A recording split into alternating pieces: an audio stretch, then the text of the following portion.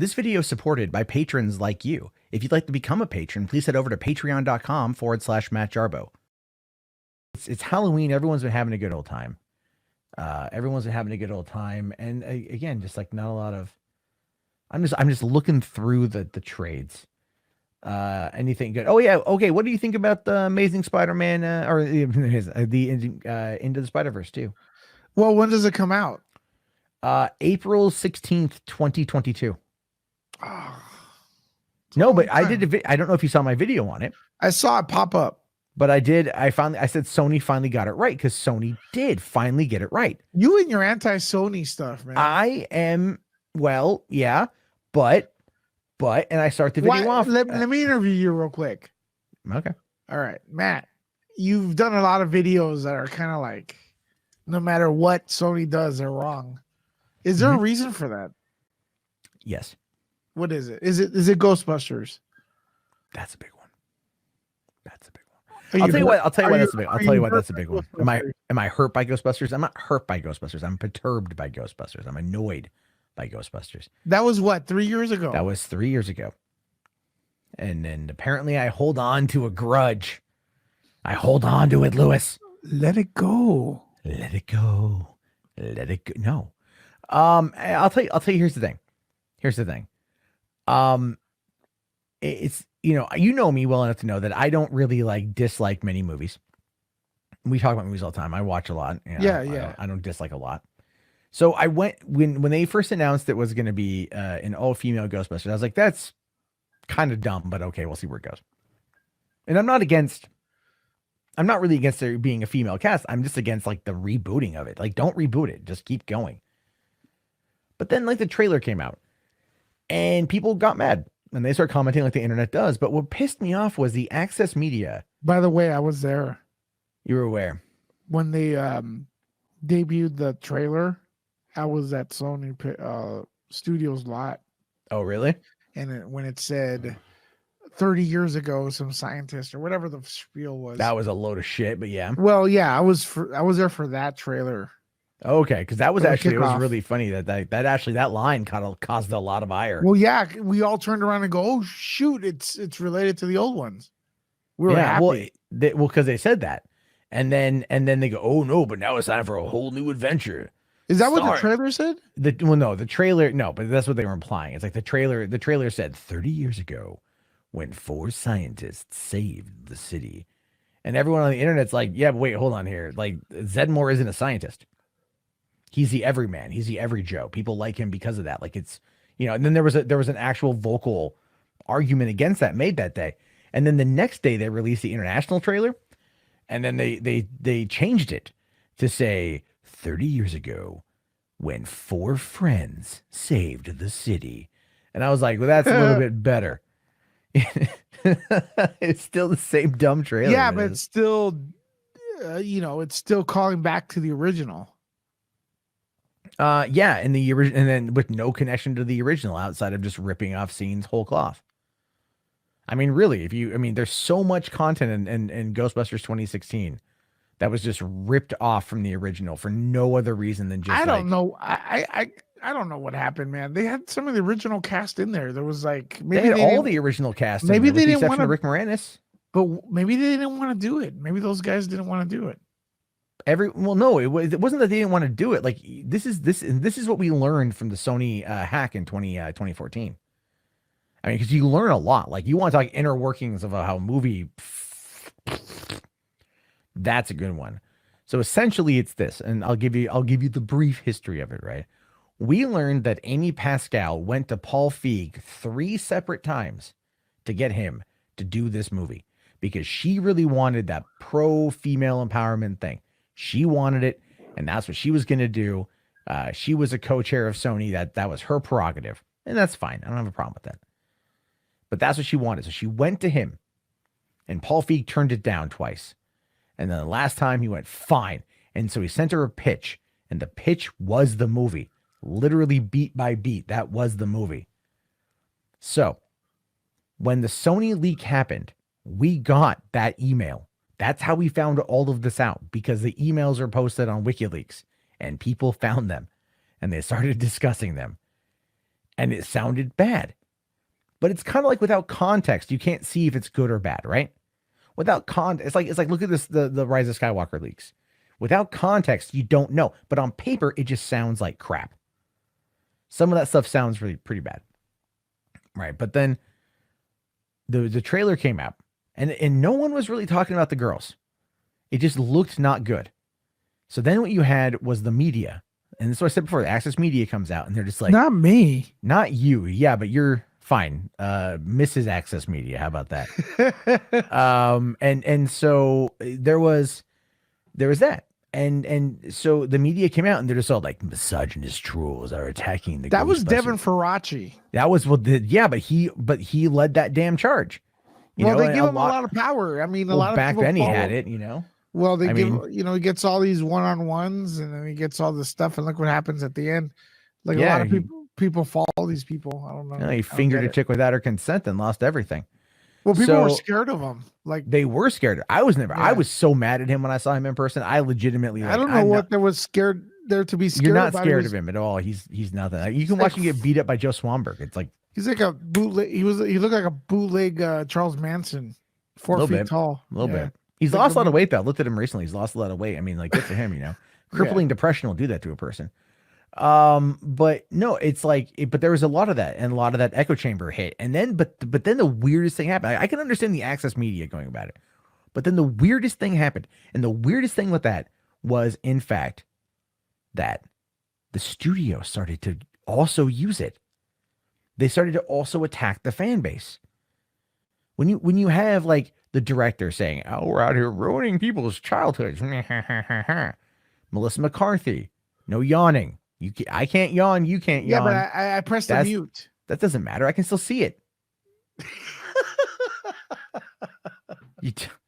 So anyway, you had Tom Rothman coming out and making comments about it, right?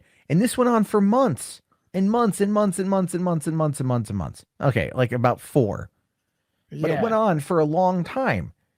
And then the more you learn about the movie, the more it comes across like a disaster. Ray Parker Jr. comes out and says they didn't even like consult me on this, like on this movie, on this soundtrack, because they released that new Fall Out Boy version.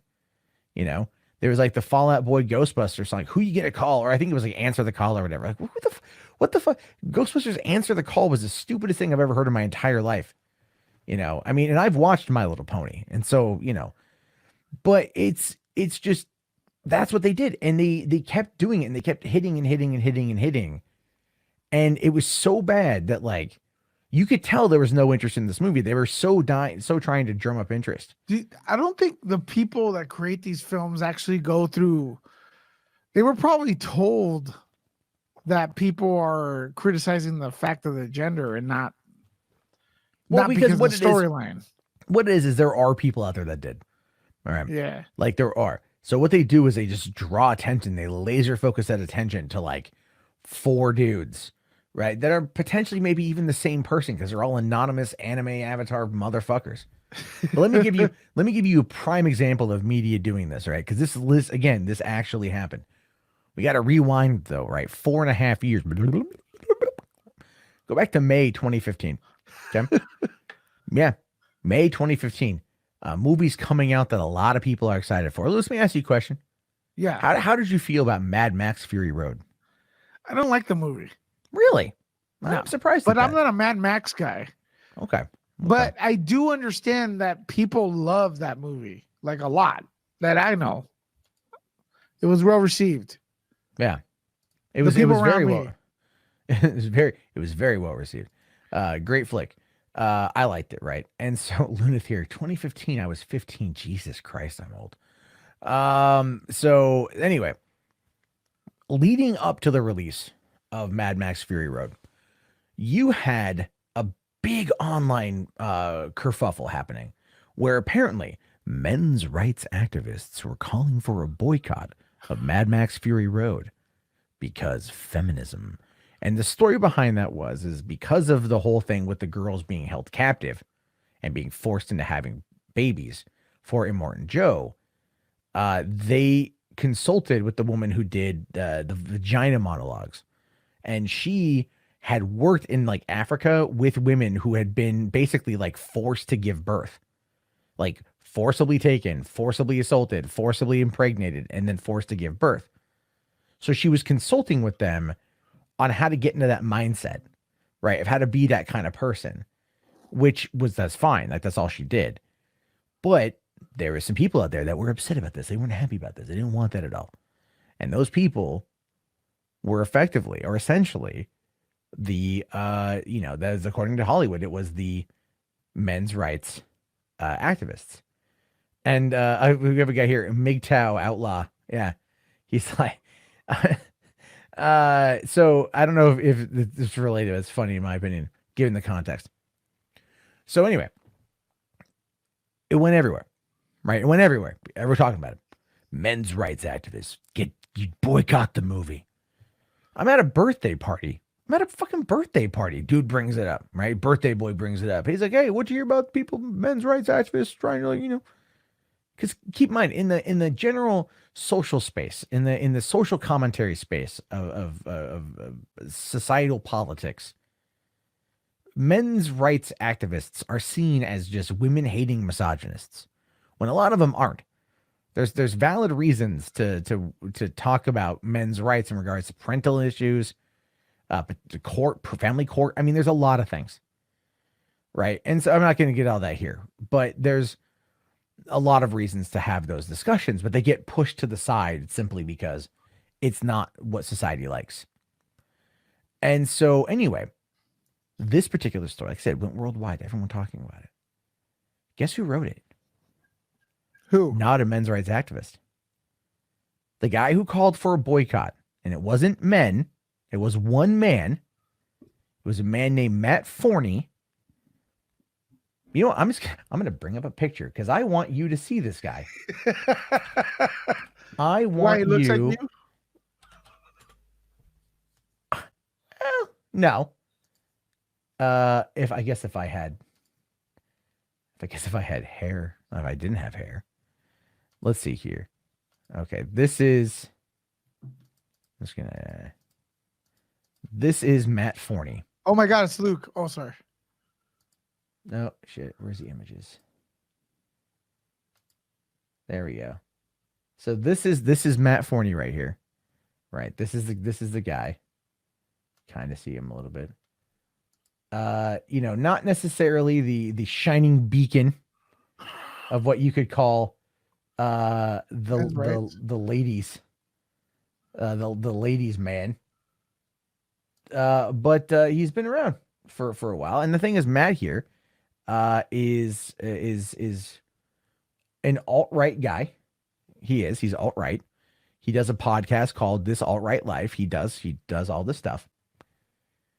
And he, at the time, was writing for a website called Return of Kings. Return of Kings is a website that is done by a guy named Roosh V. If you know anything about the pickup artist movement online, where mostly incels come from, where a lot of incels end up, I should say, is with Joker. Yeah, I guarantee you, no one ever talked about the pickup artist community, which is what breeds a lot of these incels. And so, no, I'm not even joking. So he wrote that you should boycott the movie. One guy on a website for pickup artists that is very misogynistic, that say in their about page that we are not men's rights activists, that we hate men's rights activists, and that narrative whoosh, around the globe.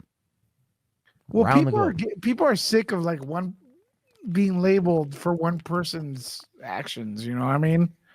People are. Yeah, but the media sure as hell does. I mean, look, and I've done it too. I can't sit there and say I've never done it. I've done it too. Media is losing ground all the time. Well, they're losing trust, and that's why I kind of had this internal conversation today about integrity. And like I said earlier, I might come across like an asshole. I might come across like a stubborn piece of shit sometimes because I'm a very stubborn individual. But I believe in what I'm saying. I believe in the approach that I'm taking. And when I look at content here on YouTube, when I make video content here on YouTube, I do my best to approach it from as truthful of a perspective as I can. And I'm not perfect on that front. I think we've all done a little bit more clicky-baity stuff than we like. But I still try to do that. Yes, James Schultz, integrity. Integrity Farms. Woohoo, $300,000. Anyway. And then I look at some people out there that don't have any integrity. And they have much larger audiences. And it always kind of makes me really question like how a person can be someone like Rush Limbaugh or Sean Hannity, where lying is what they do, or blatant misrepresentation is what they do. And it really boggles my goddamn mind. Maybe lying's a point of view, Anakin. Perhaps. The truth is a point of view. Is that a line from the movie?